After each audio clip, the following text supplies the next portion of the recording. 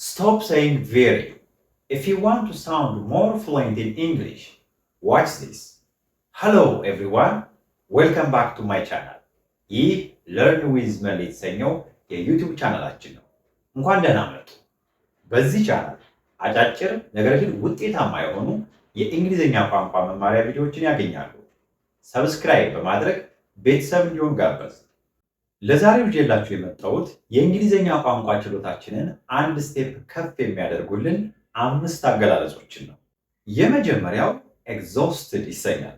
ኤግዞስትድ ማለት ቬሪ ታየርድ እንደማለት ነው። በጣም ደክሞኛል ለማለት ስንፈልግ አም ቬሪ ታየርድ ከማለት ይልቅ አም ኤግዞስትድ ማለት እንችላለን። ኤግዞስትድ። ሁለተኛው በጣም ትንሽ ለማለት ስንፈልግ ቬሪ ስሞል ከማለት ይልቅ ታይኒ እንላለን።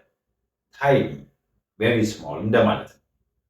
ሶስተኛው ቬሪ ቢዩቲፉል ወይም ደግሞ በጣም ቆንጆ ማለት ስንፈልግ ቬሪ ቢዩቲፉል ከማለት ይልቅ ስታኒንግ የሚለውን አገላለጽ እንጠቀማለን።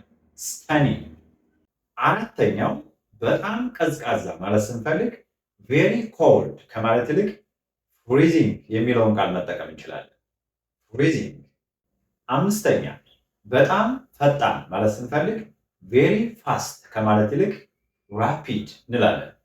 ፎር ኤግዛምፕል ዚስ ካር ኢዝ ራፒድ።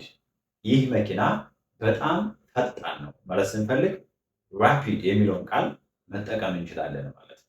የዛሬው ቪዲዮአችን ይህን ይመስል ነበር። በቀጣይ ከዚህ የተሻሉ ምርጥ አገላለጾችን ይዘን እንመጣለን። ሰብስክራይብ በማድረግ ይጠብቁን።